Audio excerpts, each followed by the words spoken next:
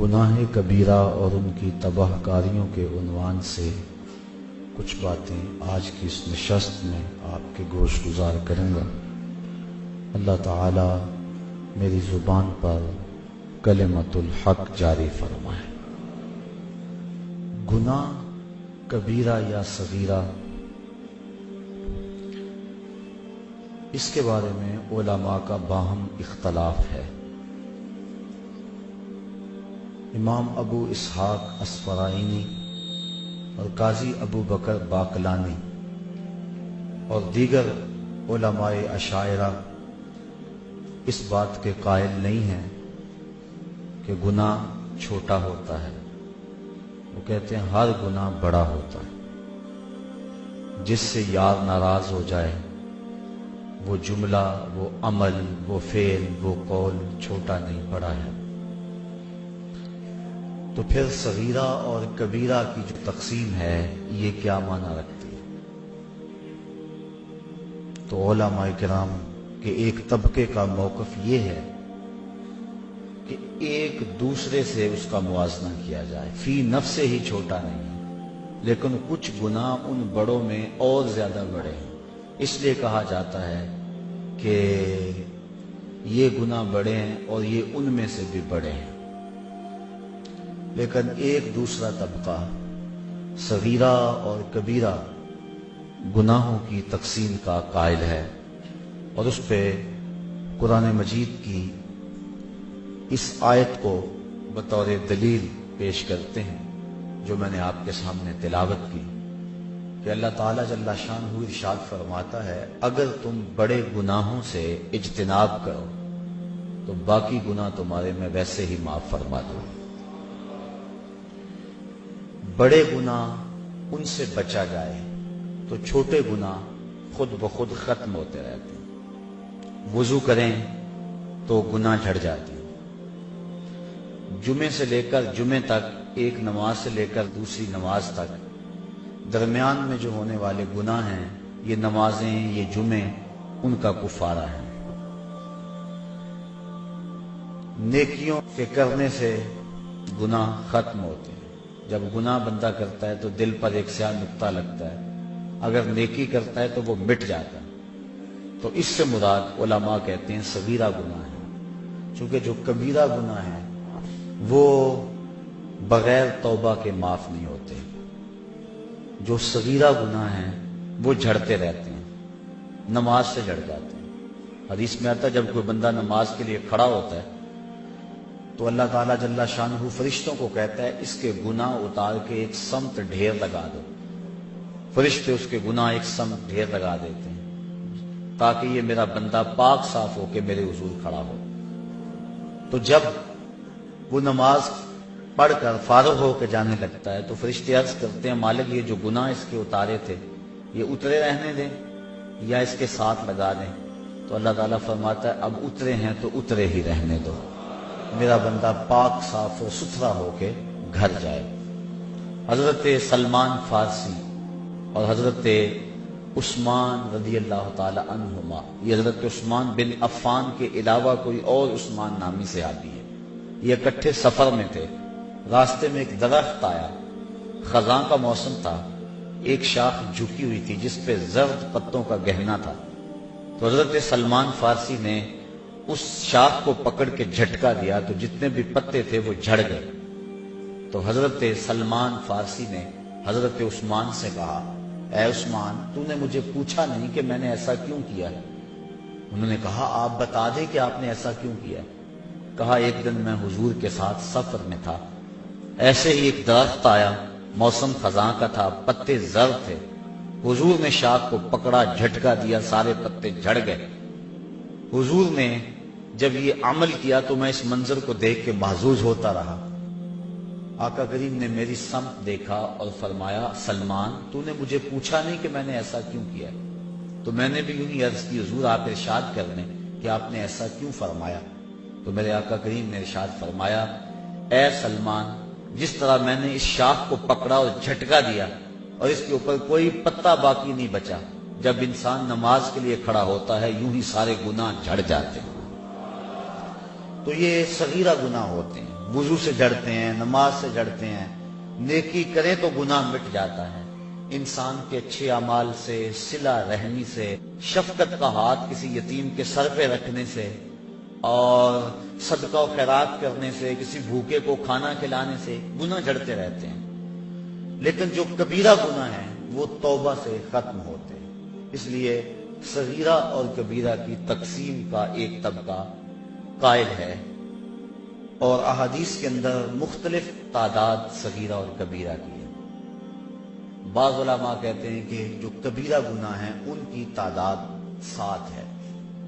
بخاری اور مسلم میں متفق علیہ روایت ہے، حضور علیہ السلام نے فرمایا کہ 7 چیزیں مہلکات میں سے، موبقات میں سے، ہلاک کر دینے والی ہیں، اور حضور نے وہ 7 گناہ گنوائے ہیں۔ بعض نے کہا کہ یہی کبیرہ ہے، بعض نے کہا کہ ایک روایت میں 9 کبائر کا تذکرہ آتا ہے، لہذا 9 گناہ کبیرہ ہیں۔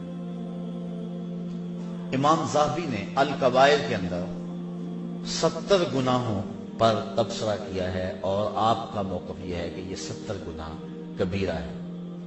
الزواجر کے اندر ابن حجر نے 467 گناہ لکھے اور ان کا عذاب اور ان کی تفصیل آگے لکھی۔ ان کے قول کے مطابق اور تحقیق کے مطابق تقریباً 500 کے قریب گناہ کبیرہ ہے۔ بہرحال اس وقت ان تمام گناہوں کی فہرست اور ان پر گفتگو اس تھوڑے سے وقت میں ممکن تو نہیں ہے۔ چند ایک گناہوں پر کچھ باتیں آپ کے گوش گزار کروں گا۔ امام بخاری نے اس روایت کو نقل کیا ہے، اللہ کے محبوب علیہ السلام نے ارشاد فرمایا، الا انبئکم باکبر الکبائر، فرمایا لوگوں میں تمہیں بڑے بڑے گناہوں کی خبر نہ دوں؟ صحابہ نے حضور سے یہ بات سنی اور آقا نے ثلاثاً 3 مرتبہ یہ کہا، میں تمہیں بڑے بڑے گناہوں کی خبر نہ دوں؟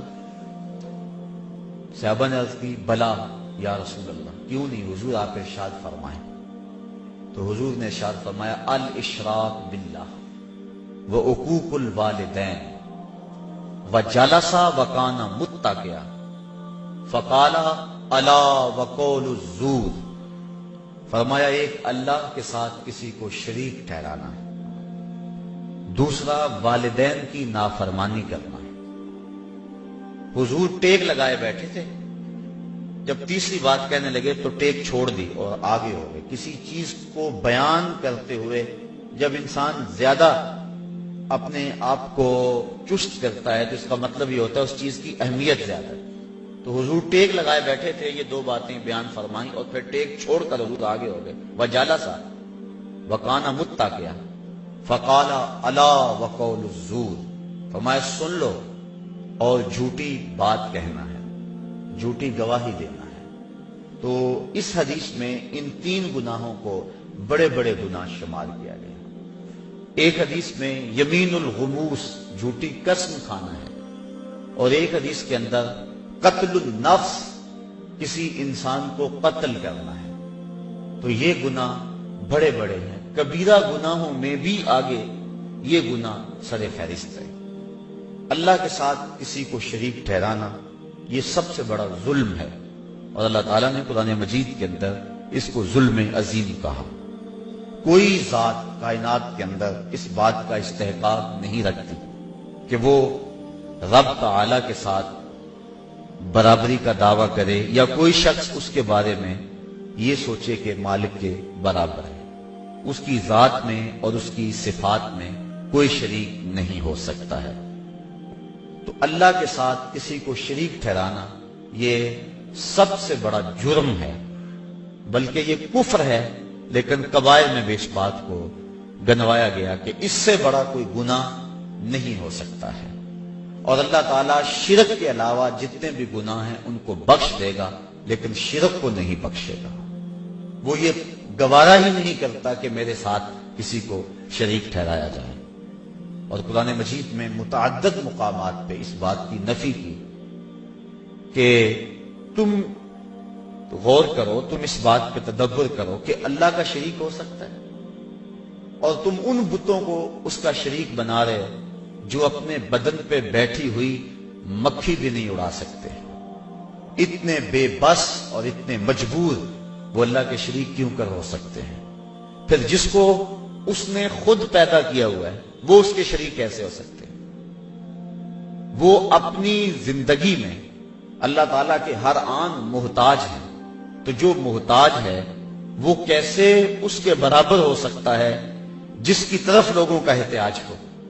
اس لیے شرک عقلاً محال ہے، اور اپنے رب کے ساتھ ہم نہ ذات میں کسی کو شریک کر سکتے ہیں نہ صفات میں کسی کو شریک کر سکتے ہیں، بلکہ اللہ کے علاوہ کسی اور شخص کا حلف اٹھانا بھی اس لیے جائز نہیں ہے کہ یہ اللہ کی شان کے خلاف ہے. حتیٰ کہ امام الانبیاء صلی اللہ علیہ وآلہ وسلم کے نام کی قسم کرنا بھی ہمارے لیے جائز نہیں ہے. یہ بعض بات کہتے ہیں کہ مجھے اپنے بیٹے کی قسم، مجھے تیرے سر کی قسم، یہ سخت جرم ہے اور یہ کبیرہ گناہ ہے کہ اللہ کے علاوہ کسی اور شخص کی قسم کی جائے. قسم کا حق اللہ کے لیے ہے اور اسی کی قسم اٹھائی جائے، اس کے علاوہ کسی اور کی قسم نہ اٹھائی جائے. ریا کو شرک اصغر کہا گیا ہے. ریا کیا ہے کہ انسان اپنا عمل کسی اور کے لیے کرے، کسی کو دکھلانے کے لیے، کسی کی خوشنودی حاصل کرنے کے لیے، دکھلاوے کے لیے عمل کرے، تو اس کو بھی شرک اصغر کہا گیا ہے کہ کل قیامت کے دن اللہ تعالیٰ فرمائے گا جن کے لیے عمل کیا تھا ان سے جزا لے. تو اللہ کے لیے عمل کیا جائے ذات اور صفات میں، اس کا کسی کو شریک نہ مانا، نہ سمجھا، نہ جانا جائے، تو یہ جو ہے وہ توحید ہے. اور اگر کوئی شخص اس شرک کا ارتکاب کرتا ہے تو یہ سب سے بڑا گناہ ہے، اور کبیرہ گناہوں میں بھی سب سے بڑا گناہ یہ ہے کہ اللہ کے ساتھ کسی کو شریک ٹھہرایا جائے. دوسرا بڑا گناہ جو اس حدیث کے اندر حضور نے بیان فرمایا وہ عقوق الوالدین، والدین کی نافرمانی کرنا، ان کی گستاخی اور ان کی توہین کرنا، والدین کو اذیت پہنچانا، ان کو دکھ دینا. شریعت میں یہ کبیرہ گناہوں میں دوسرے نمبر پہ بڑا گناہ ہے. بعض لوگوں نے زنا کو کبیرہ گناہوں میں دوسرے نمبر پہ بڑا گناہ شمار کیا، لیکن بہت سارے اہل علم نے کبیرہ گناہوں میں سے شرک کے بعد بڑا گناہ حقوق الوالدین، والدین کی نافرمانی کو شمار کیا ہے کہ والدین کی نافرمانی نہ کی جائے. اور اللہ تعالیٰ نے قرآن مجید میں ان کے حضور ادب سے پیش ہونے اور اپنے بازوؤں کو سپیڑ لینے کی تاکید فرمائی، اور یہاں تک فرمایا کہ ان کے سامنے اف تک نہ کہو. کلمہ تعفیف سے بھی منع کر دیا. حضرت امام حسن رضی اللہ تعالی عنہ حضرت سیدہ فاطمہ زہرا رضی اللہ تعالی عنہا کے پاس بیٹھ کر ساتھ کھانا نہیں کھاتے تھے. ایک دن انہوں نے کہا کہ بیٹا میری آرزو یہ ہے کہ میرے ساتھ تم کھانا کھاؤ، اور تم اکثر گریزاں ہوتے ہو اس سے. عرض کی امی جی میں اس بات سے ڈرتا ہوں کہ کسی لقمے کی طرف آپ کی نظر بڑھ جائے لیکن ابھی آپ کا ہاتھ نہ بڑھے، اور میں آپ کے ارادے سے عدم آگہی کی وجہ سے اس لقمے کو اٹھا لوں اور آپ ماں ہونے کے ناطے سے نہ روکیں تو یہ آپ کی کہیں توہین نہ ہو جائے. میں اس ڈر سے آپ کے ساتھ بیٹھ کے کھانا بھی نہیں کھاتا. کلمہ تعفیف کے زمرے میں علماء نے یہ بات بھی لکھی ہے کہ والدین کے سامنے اف بھی نہ کرو. اس کا مفہوم کیا ہے؟ وہ کہتے ہیں جب والدین بوڑھے ہو جائیں اور اس حالت میں پہنچ جائیں کہ بول و براز چارپائی پہ کر دیں، تو اولاد، سعادت مند جو اولاد ہے وہ والدین کو اس عمر کے اندر اٹھاتی ہے، ان کے کپڑے بدلتی ہے اور غلاظت، گندگی دور کرتی ہے اور اس میں سعادت سمجھتی ہے. ایک شاعر ہوا احسان دانش، وہ کہتا ہے میں اپنی ماں کی خدمت اپنی بیوی کو نہیں کرنے دی. میں نے کہا یہ حق میرا ہے اور یہ میں سعادت کسی اور کو کیوں دوں. اور وہ کہتا ہے کہ کافی دور نہر تھی ہمارے گھر سے جہاں جا کر میں اس کا لباس دھوتا تھا اور پھر واپس آتا تھا. تو ہم بیویوں کے سپرد کر کے بعض اوقات چلے جاتے ہیں اپنے ماں باپ کو اور یہ نہیں سمجھتے کہ اس میں ہمارا اپنا حق کتنا ہے. ان کی سعادت مندی کہ اگر وہ تعاون کریں، لیکن یہ اولاد کی ذمہ داری ہے کہ وہ اپنے ماں باپ کی خدمت کریں، اور ماں باپ کی خدمت کرنے والا دنیا کے اوپر ہی نقد جزا پاتا ہے. ایک روایت کے اندر میں نے پڑھا ہے کہ والدین کی خدمت کرنے والا دنیا کے اندر ہی جزا پاتا ہے، آخرت کے اندر جو اس کو ملنی ہے وہ تو ضرور ملے گی. اور اسی طرح جو والدین کی نافرمانی کرتا ہے اللہ اس کے عذاب کو آخرت پر ادھار نہیں چھوڑتا، دنیا پر بھی اس کو ذلیل کرتا ہے جو والدین کو دنیا میں رسوا کرتا ہے. اور آپ دیکھ لیں معاشرے کے اندر جس نے والدین کو دکھ دیا وہ دنیا میں بھی ذلیل ضرور ہوا. بلکہ صوفیاء نے کتب تصوف میں لکھا ہے، اور اس کی مؤید ایک حدیث بھی ہے کہ جس نے والدین کے لیے روزانہ دعا کی، والدین زندہ ہیں یا فوت ہو گئے، معمول بنا لیا کہ ان کے لیے مغفرت کی دعا کرے، تو کہتے ہیں ساری زندگی اس کے رزق میں بے برکتی نہیں آ سکتی. تو ان کی خدمت کو شعار بنانا اور ان کی خدمت کو سعادت سمجھنا یہی عزتوں کا ظرف ہے. بلکہ ذرا غور کیجئے، صحاح میں روایت ہے حضور علیہ السلام کی خدمت میں ایک شخص حاضر ہوا، عرض کی حضور میں آپ سے اذن جہاد طلب کرتا ہوں، جہاد پہ جانا چاہتا ہوں. تو جواباً ارشاد فرمایا احی والدہ کا، کیا تیرے والدین زندہ ہیں؟ قالا نعم، عرض کیا حضور میرے والدین زندہ ہیں. قالا ففیہ ما فجاہد، کہا جا ان کی خدمت کر، یہی تیرا جہاد ہے. باپ فالج میں گرا ہوا ہے اور بیٹا تبلیغی چلہ کاٹنے جا رہا ہے، کوئی قبولیت نہیں ہے. ماں کو ضرورت ہے اور وہ تڑپ رہی ہے، بیٹے کو آوازیں دے رہی ہے، اور بیٹا پیر کے دربار پہ اپنی داڑھی سے جھاڑو دے رہا ہے.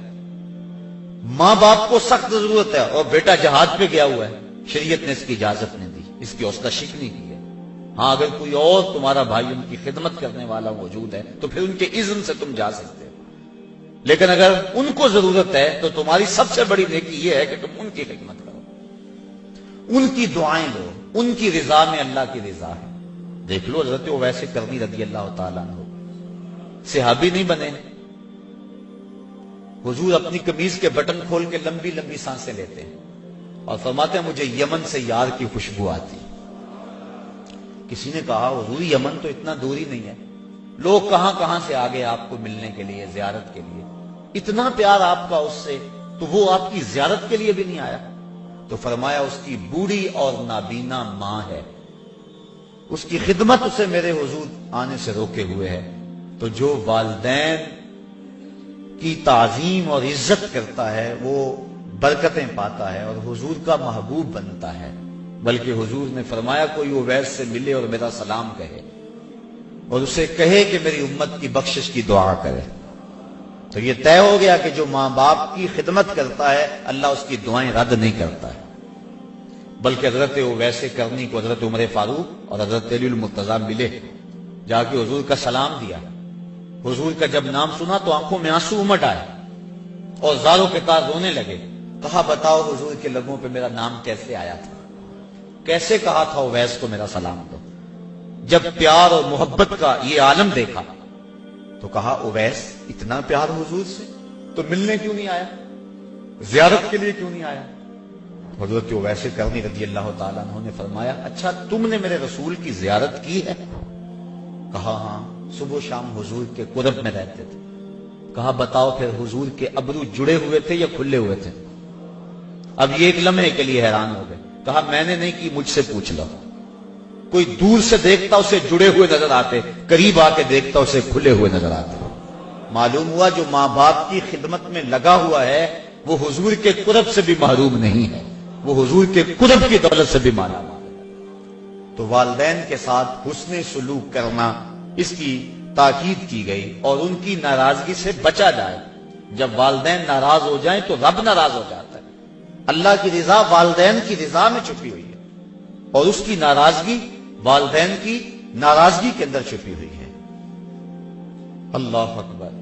تو والدین کی نافرمانی یہ دوسرا بڑا گناہ ہے اور اس سے اجتناب کرنا چاہیے اور ماں باپ سے معذرت کر کے ان سے معافی مانگ لینی چاہیے۔ علماء کہتے ہیں کہ 3 اشخاص سے ہاتھ جوڑ کر معافی مانگنے میں کوئی شرم محسوس نہیں کرنی چاہیے۔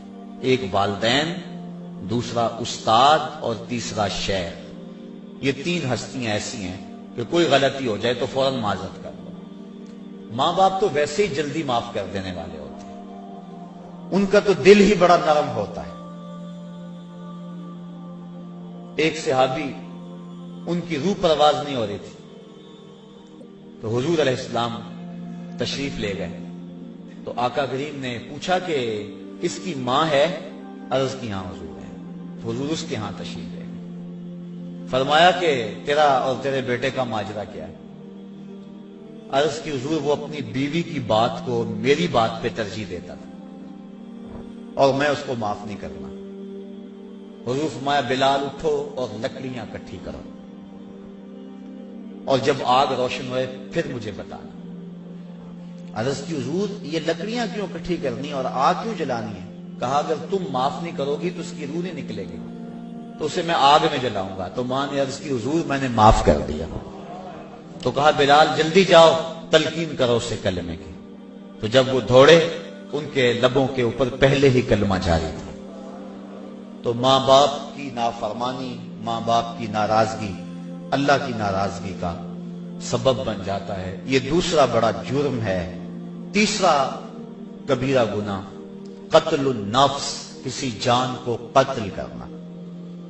جس نے کسی ایک انسان کو قتل کیا گویا اس نے پوری انسانیت کو قتل کیا، اور جس نے کسی ایک انسان کی زندگی بچائی گویا اس نے پوری انسانیت کو زندگی بخشی۔ اور اللہ تعالیٰ فرماتا ہے جس نے کسی مومن کو جان بوجھ کر قتل کیا اس کی سزا جہنم ہے۔ اور حدیث میں آتا ہے کہ مومن کو حق کے علاوہ تم قتل نہیں کر سکتے ہو، اور حق 3 ہے۔ ایک شادی شدہ زانی، ایک قتل کے بدلے قتل قصاص، اور تیسرا دین سے بغاوت کرنے والا۔ آپ اس حق میں کسی کو قتل کریں گے، اس کے علاوہ آپ کسی کو قتل نہیں کر سکتے۔ تو مومن کو قتل کرنا سخت جرم ہے، بلکہ حضور نے ارشاد فرمایا جب 2 مومن آپس میں الجھ پڑتے ہیں اور ایک دوسرے کے ساتھ لڑتے ہیں تو قاتل اور مقتول دونوں جہنمی ہیں۔ عرض کی حضور قاتل تو جہنمی ہوا، مقتول کیسے جہنمی ہوا؟ فرمایا وہ بھی اپنے بھائی کے قتل کرنے پہ حریص تھا، یہ الگ بات ہے کہ اس نے پہلے اس کو قتل کر دیا، لہذا دونوں جہنمی ہیں۔ اور ایک حدیث میں آتا ہے کہ جس نے قتل کے اندر نصف جملے سے بھی مدد کی، پورا جملہ نہیں کہا، آدھا جملہ کہا، اور اتنی مدد کسی کے قتل میں کی، تو فرمایا قیامت کے دن اس کی دونوں آنکھوں کے درمیان لکھ دیا جائے گا کہ یہ اللہ کی رحمتوں سے محروم ہے۔ یہ جو قاتل پارٹی کی طرف سے انکوائریوں پہ جاتے ہیں اور کہتے ہیں جی برادری کا مسئلہ ہے، ذرا وہ اس بات پہ غور کریں، جس نے آدھے جملے سے بھی مدد کی تو اس کی آنکھوں کے درمیان یہ بات لکھ دی جائے گی کہ یہ اللہ کی رحمتوں سے دور ہے۔ تو قتل نفس، علماء کہتے ہیں کہ قاتل کا گناہ جو ہے وہ معاف نہیں ہوتا جب تک اس کو 3 ذوات معاف نہ کرے۔ ایک تو اس میں اللہ کا حق ہے کہ اس نے انسان کو پیدا کیا تو اس نے اسے قتل کیا، تو سچی توبہ سے یہ حق معاف ہوگا۔ دوسرا حق مقتول کا ہے کہ اس کی جان کو اس نے ضائع کیا تو وہ اگر معاف کرے گا تو معافی ہوگی۔ اور تیسرا حق اس کے وارثوں کا ہے، ان بچوں کا ہے جو یتیم ہو گئے، اس بیوہ کا ہے جس کا سہاگ اجڑ گیا، ان بہنوں کا ہے جن کا سہارا چھین لیا گیا، اس بھائی کا حق ہے جس کی کمر توڑ دی گئی، اس بوڑھے ماں باپ کا حق ہے جن کی آنکھوں کا نور چھین لیا گیا۔ تو یہ تیسرا حق جو ہے وہ ان وارثوں کا ہے. تو اگر یہ راضی ہو گئے تو پھر معافی ہوگی. تو جو قاتل ہے وہ ان 3 ذوات سے معافی کا طلبگار ہوگا. اگر معافی ہوئی تو پھر اس کی جان چھوٹے گی، ورنہ اس کی جان نہیں چھوٹے گی. چوتھا کبیرہ گناہ الزنا. اللہ تعالیٰ نے قرآن مجید کے اندر صاف واضح اور 2 ٹوک الفاظ میں ارشاد فرمایا لا تقربوا الزنا. زنا کے قریب بھی نہ جانا. کیوں؟ انہ کان فاحشۃ وساء سبیلا. یہ فحش کام ہے اور انتہائی برا رستہ ہے. عقلاً بھی اس میں فحاشی ہے، شرعاً بھی اس میں فحاشی ہے، اور عادتاً بھی اس میں فحاشی ہے. تو کوئی بھی شریف شخص زنا کا ارتکاب نہیں کرتا. اور حدیث میں آتا ہے جب زانی زنا کرتا ہے تو اس سے ایمان نکال لیا جاتا ہے، اور زانی کے رزق میں بے برکتی ڈال دی جاتی ہے، اس کے چہرے کے نور کو چھین لیا جاتا ہے، اور اللہ کی رحمتوں سے وہ محروم کر دیا جاتا ہے. اللہ کے محبوب علیہ السلام کی بارگاہ میں ایک شخص حاضر ہوا. اسلام اس نے قبول کیا اور عرض کی حضور میرے میں بڑے گناہ ہیں اور میں وہ چھوڑنے کا آپ سے وعدہ کرتا ہوں، لیکن مجھے لت پڑی ہے زنا کی، وہ میں نہیں چھوڑ سکتا. اب حضور رحمت اللہ العالمین حکیم نبی کیسے اس کی تربیت فرماتے ہیں. اس نے کہا سارے گناہ چھوڑ دوں گا، زنا نہیں چھوڑ سکتا. فرمایا تو کیا پسند کرتا ہے کہ تیری ماں کے ساتھ کوئی زنا کرے؟ اس نے عرض کی حضور میں یہ پسند نہیں کرتا. تو فرمایا جس کے ساتھ تو زنا کرے گا وہ بھی کسی کی ماں ہوگا. اس طرح فرمایا تو پسند کرتا ہے کہ کوئی تیری بہن کے ساتھ زنا کرے؟ اس نے کہا حضور یہ میں کیسے پسند کرتا ہوں. تو فرمایا کہ جس کے ساتھ تو زنا کرے گا وہ کسی کی بہن ہو سکتی ہے. اس طرح بیٹی کے بارے میں، بیوی کے بارے میں حضور نے فرمایا. تو وہ بات اس کے اندر اتر گئی. عرض کی حضور میں توبہ کرتا ہوں، آج کے بعد زنا نہیں کروں. زنا اللہ کو سخت ناپسند ہے. اللہ تعالیٰ جل شانہ نے حد مقرر فرمائی، جو شخص زنا کرتا ہے اس کو 100 کوڑے مارو. اور اگر کوئی شادی شدہ ہے اور پھر اس شادی شدہ سے اس فعل کا ارتکاب ہوتا ہے تو شریعت میں حکم ہے کہ اس کو سنسار کیا جائے. اللہ تعالیٰ گوارا نہیں کرتا کہ وہ میری زمین پہ رہے. کہا اس کو سنسار کر دو، پتھر مار مار کے ہلاک کر دو، یہ اس کی سزا ہے. تو زنا ایک ایسا جرم ہے. حضور علیہ السلام فرماتے ہیں کہ میں نے ایک خواب دیکھا اور میں نے وہاں دیکھا کہ ایک تنور ہے جس کے اندر سے چیخوں کی آواز آ رہی ہے، اور میں آگے بڑھا دیکھوں کہ اس میں کیا ہے. تو کیا دیکھتا ہوں کہ اس کے اندر آگ کے شعلے بھڑک رہے ہیں، اور اس میں کچھ برہنہ مرد اور برہنہ عورتیں ہیں. اور جب آگ کے الاؤ اور آگ کے شعلے ان کے جسم کو جلساتے ہیں تو وہ چیختے ہیں اور شور کرتے ہیں اور اچھلتے ہیں. میں نے جبریل سے پوچھا کہ یہ لوگ کون ہیں؟ تو جبریل امین نے کہا حضور یہ وہ لوگ ہیں جو زنا کیا کرتے تھے.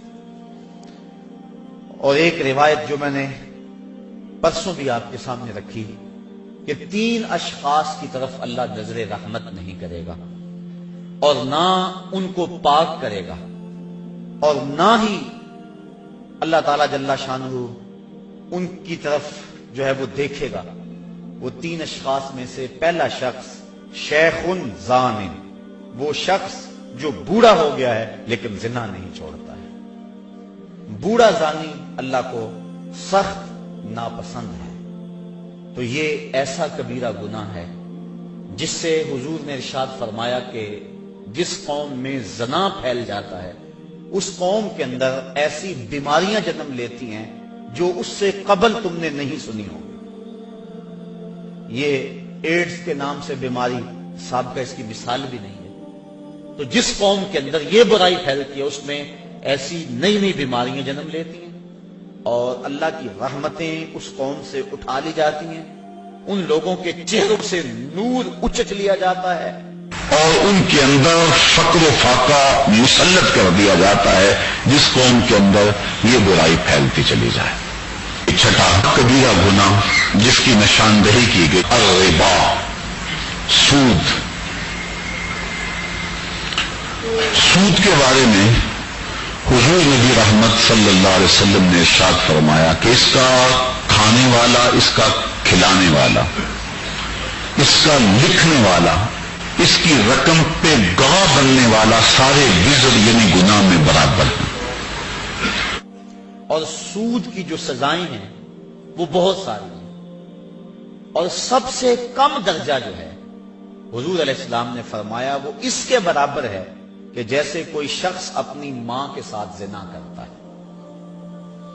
آج ہمارے اس معاشرے کے اندر سود کی لعنت سرایت کر گئی ہوئی ہے، اور اس کا نام بدل کے ہم اس کو اختیار کیے ہوئے ہیں۔ اگر شراب کی بوتل پہ روح افزا کا لیبل لگا لیا جائے تو اس کی ماہیت تو نہیں بدلتی۔ تو سود کا ہم نے مختلف انداز سے اس کے نام رکھ لیے، اور معاشرے کے اندر ہم کہتے ہیں کہ جی ہمارا کام ہی نہیں چلتا، کیا کریں، مجبور ہے۔ اور کئی بہانے ہیں لوگوں کے پاس، اور کئی باتیں اس حوالے سے۔ قرب قیامت کے فتنوں کو بیان کرتے ہوئے ارشاد فرمایا کہ قرب قیامت میں اگر کسی کے پاس سود نہیں پہنچے گا تو اس کا دھواں ضرور پہنچے گا، یعنی ایسے حالات بن جائیں گے، لوگ اللہ سے اتنے دور ہو جائیں گے۔ تو سود ایک ایسی بیماری ہے، ایسا جرم ہے کہ جس کی سزا قیامت کے دن اللہ تعالیٰ نے قرآن مجید میں فرمائی کہ وہ ایسے اٹھایا جائے گا جس طرح کسی شخص کو شیطان نے مس کیا ہوا ہے، اور اس کی جو حالت ہوتی ہے، یہ جو کہتے ہیں اس کو جن آ گیا اور اس کو اپنی ہوش نہیں رہتی، گرتا ہے دائیں بائیں، جو سود خور ہے کل قیامت کے دن اس طرح اٹھایا جائے گا کہ جس طرح کسی کو شیطان نے مس کیا ہو، اور وہ جس طرح مجنون اور اس کی حالت غیر ہوتی ہے، قیامت کے دن اس طرح جو ہے وہ سود خور اٹھایا جائے گا۔ حبیب اجمی بہت بڑا سود خور ہے، گزر رہا ہے سڑک سے،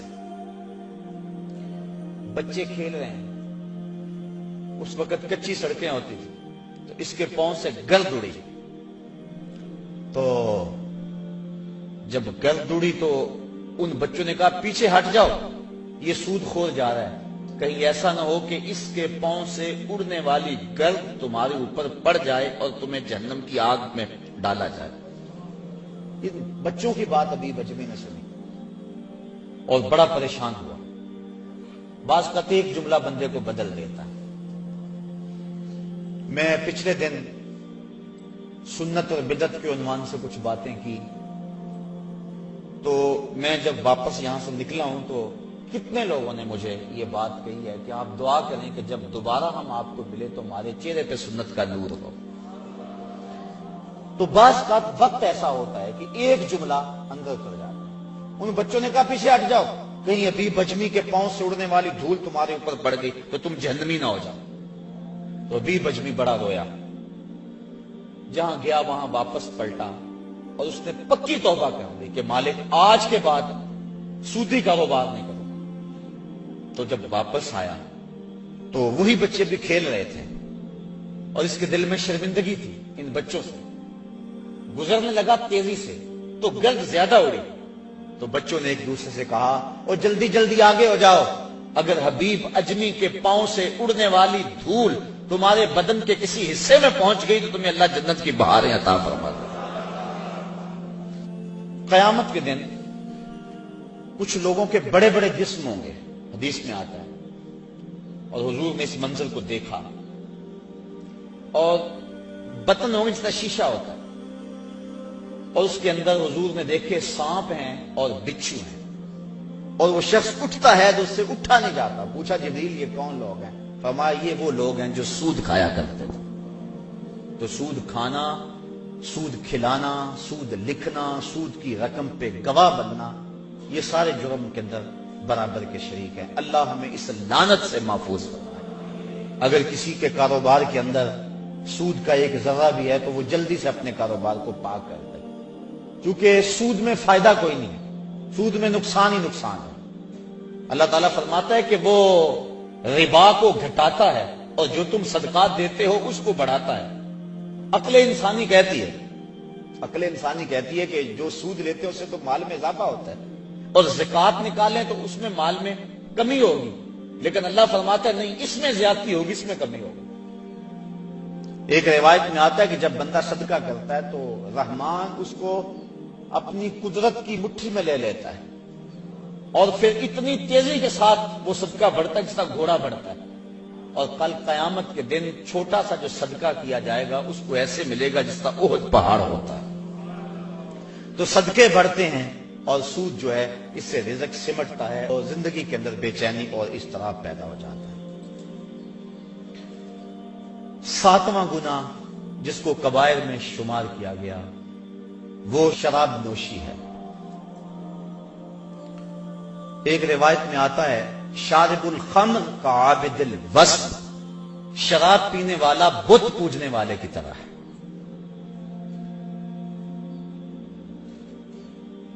حضور نبی رحمت صلی اللہ علیہ وسلم نے ارشاد فرمایا کہ جو شخص دنیا پر شراب پیتا ہے اللہ قیامت کے دن اسے طینۃ الخبال پلائے گا۔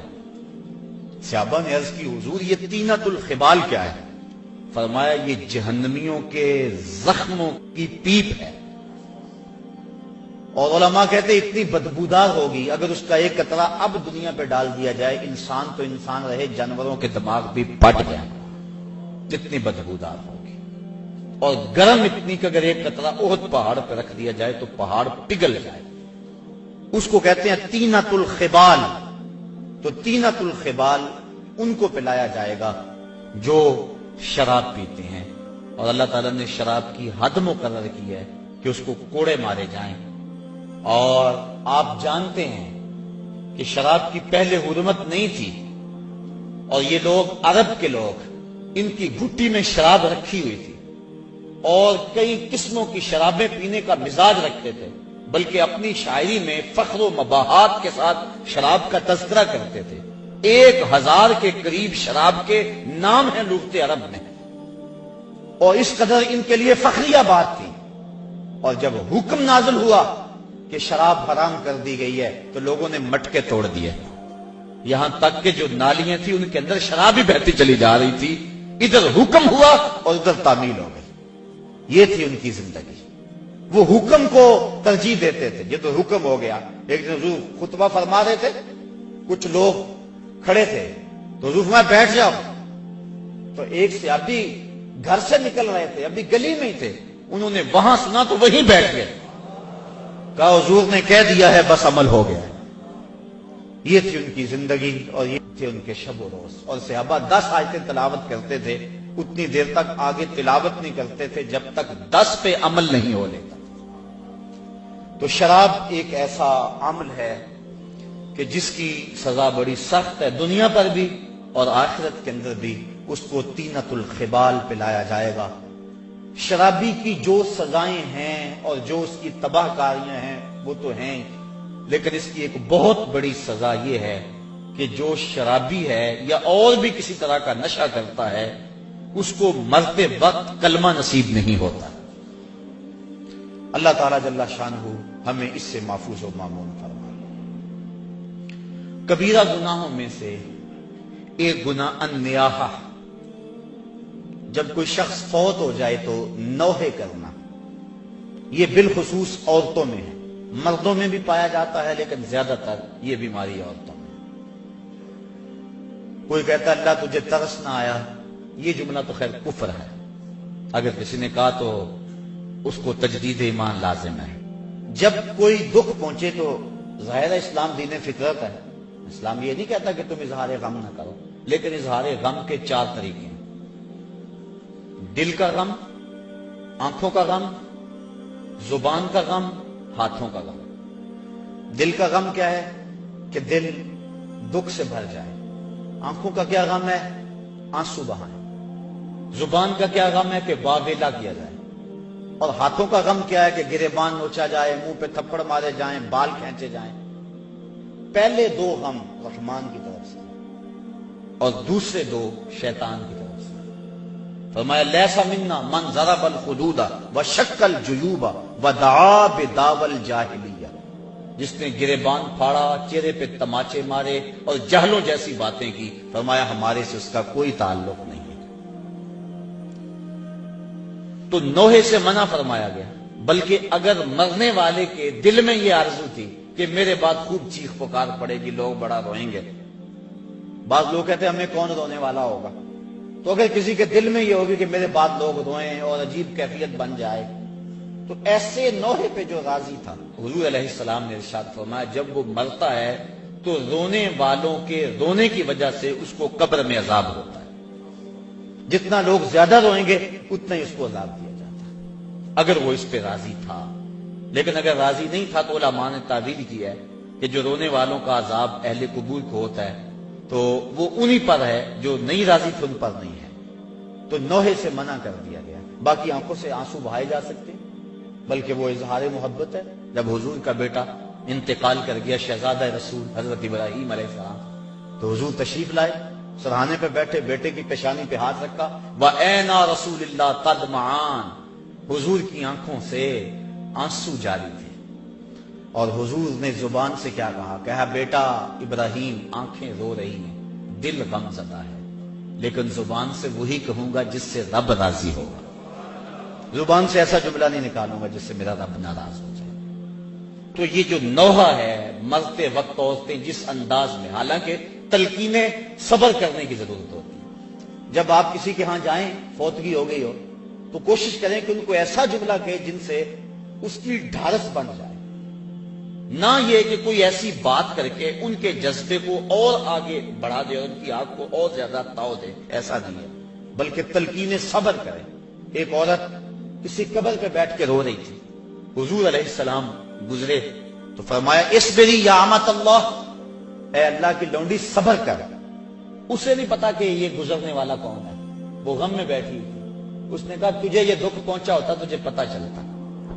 تو کسی نے اس کو بتایا کہ تو کیا کیا بیٹھی ہے، یہ تو حضور تھے، تو وہ سخت پریشان ہوئی، تو حضور نے فرمایا صبر وہ ہے جو پہلے صدمے پہ کیا جائے، الصبر عند الصدمۃ الاولی، جو پہلے صدمے پہ صبر کیا جائے وہی صبر ہوتا ہے۔ جب آہستہ آہستہ دکھ آتے جاتے ہیں تو انسان عادی بن جاتا ہے، تو جب تکلیف پہنچتی ہے تو اس وقت مومن کیا کہتا ہے، انا للہ و انا الیہ راجعون۔ اور علماء نے یہ بھی لکھا ہے کہ صبر کی تعریف یہ ہے کہ معمولات عبادت کا ضائع نہ ہو، جو ایسا کرے وہ صابر ہے۔ یہ نہیں ہے کہ تکلیف آ گئی تو اب نماز بھی جاتی رہے، نہیں، وہ معمولات اپنے معمول پہ جاری رہے۔ حضرت صدیق سختی رضی اللہ تعالی عنہ کا بیٹا فوت ہو گیا، جوان سال، تدفین و تجہیز تکفین میں لگے رہے، ایک نماز قضا ہو گئی۔ بعد میں لوگ آپ سے تعزیت کرنے آتے رہے، افسوس کرنے آتے رہے، تو جب آپ نے شام کو اٹھتے ہوئے چٹائی اٹھائی، فرمایا کیسا دور آ گیا، میرا بیٹا فوت ہو گیا ہے، سارے شہر نے آ کے افسوس کیا ہے، اور میری نماز فوت ہوئی ہے، کسی ایک نے بھی نہیں پوچھا ہے۔ تو معمولات عبادت ان کو برقرار رکھا جائے، یہ صبر ہے۔ تو یہ جو نوحے عموماً عورتیں بالخصوص پڑھتی ہیں، تو بلکہ ایک روایت میں آتا ہے 7 اشخاص ایسے ہیں کہ جب ان کو تم قبر میں دفن کر کے آتے ہو تو ان کا رخ قبلے سے پھیر دیا جاتا ہے۔ فرمایا فاذهبوا وانبشوا قبورکم، جاؤ جا کے ان کی قبریں اکھیڑ کے دیکھ لو، اگر ایسا نہ پاؤ تو پھر مجھے آ کے کہنا کہ میں نے کیا کہا تھا۔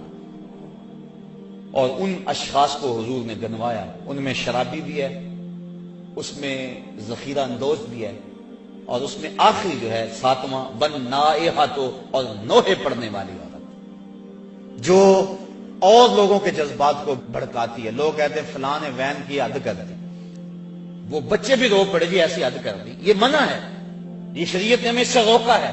تلقین صبر کیا جائے، مرنے والے کے لیے دعا کی جائے، اور اللہ سے رحمت کی امید رکھی جائے، اور انا للہ و انا الیہ راجعون پڑھا جائے۔ ہاں آنکھوں سے آنسو بہیں، دل غم زدہ ہو، ظاہر ہے جس کا گھر کا چراغ بجھ گیا اس کو سکون تو نہیں ہوگا، جس کا بھائی چلا گیا کمر تو ٹوٹ گئی اس کی، جس کا شوہر چلا گیا زندگی اجاڑ ہو گئی، جس کا بیٹا چلا گیا اس کا تو کلیجہ کٹ گیا، دکھ تو بڑا ہے لیکن امتحان بھی یہ ہے۔ اور مومن جب مصیبت پہ صبر کرتا ہے اللہ اس کو اجر دیتا ہے۔ ایک گناہ ترک صلاۃ یہ بھی کبیرہ گناہ ہے، بلکہ حضور نے فرمایا من ترک الصلاۃ متعمدا فقد کفر، جس نے جان بوجھ کر نماز چھوڑی اس نے کفر کیا۔ حضرت امام احمد بن حنبل تو تارک صلاۃ کے کفر کے قائل ہیں، لیکن باقی ائمہ امام شافعی، امام مالک اور امام اعظم ابو حنیفہ وہ فرماتے ہیں کافر نہیں ہے، قد کافر یعنی کافروں والا کام کیا اس نے، خود کافر ہوا نہیں اعتقاداً، لیکن گناہ کبیرہ ہے، تو اس کی سزا کیا ہے؟ امام مالک اور امام شافعی پھر اس میں اختلاف کرتے ہیں، وہ کہتے ہیں اس کی سزا یہ ہے کہ وہ توبہ کرے ورنہ اس کو قتل کرو، لیکن امام اعظم ابو حنیفہ فرماتے ہیں کہ اس کی سزا یہ ہے کہ اس کو قید کر دیا جائے تاں کہ وہ توبہ کرے اور اس کو پھر حاکم وقت چھوڑے۔ اور حضرت شیخ سعدی فرماتے ہیں بے نمازی کو قرض نہ دو، جو اللہ کا قرض ادا نہیں کرتا تمہارا کیسے ادا کرے گا۔ اور حضرت سلطان باہو علیہ رحمہ آپ فرماتے ہیں کہ بے نمازی سے تو خنزیر بھی پناہ مانگتا ہے۔ اور حضرت غوث اعظم جن کی 11ویں پکاتے ہو، سنو ان کی تعلیمات، وہ کہتے ہیں بے نمازی کو مسلمانوں کے قبرستان میں دفن نہ کرو۔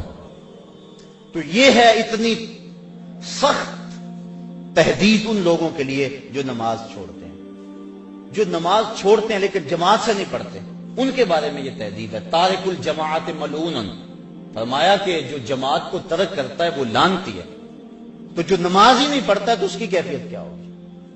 تو ترک صلاۃ سخت جرم ہے، قیامت کے دن کچھ لوگ جہنم کی طرف دھکیلے جا رہے ہوں گے۔ اللہ تعالیٰ قرآن مجید میں فرماتا ہے ان سے کچھ لوگ پوچھیں گے ما سلککم فی سقر، تم جہنم میں کیوں جا رہے ہو؟ تو وہ جواباً کیا کہیں گے؟ لم نک من المصلین، ہم نماز نہیں پڑھا کرتے تھے، یعنی ہمارا جہنم میں جانے کا سبب یہ ہوا کہ ہم نماز نہیں پڑھا کرتے تھے۔ اور صاحبو اللہ کے محبوب کا ایک فرمان سنو اور غور سے سنو، حضور فرماتے ہیں کہ جو بے نماز ہے کل قیامت میں اس کو جس صف میں دشمنان خدا فرعون، حامان، قارون کھڑے ہوں گے، بے نمازی کو صف میں کھڑا کر دیا جائے گا۔ کیا ہم میں سے کوئی گوارا کرتا ہے کہ دشمنان خدا کی صف میں کھڑے کر دیے جائیں؟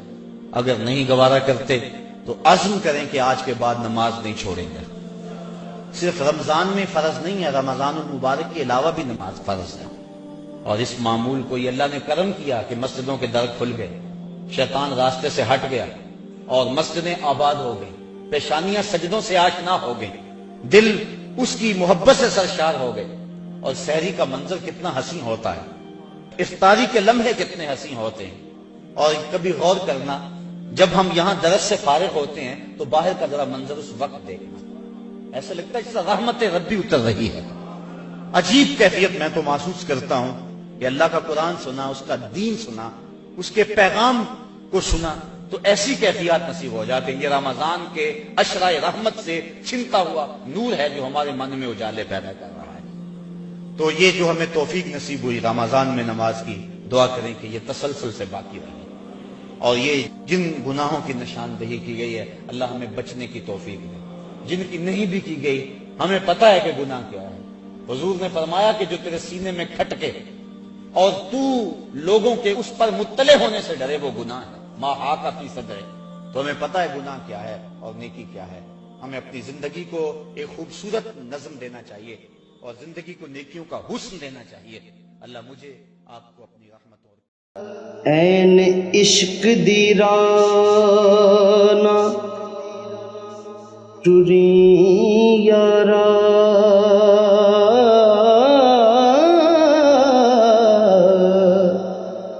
ایتا در در پیک منگا دیندا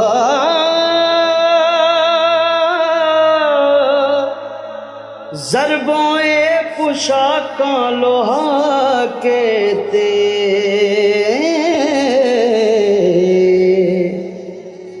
ڈیرے جنگلاں وچ لگوا دیندا۔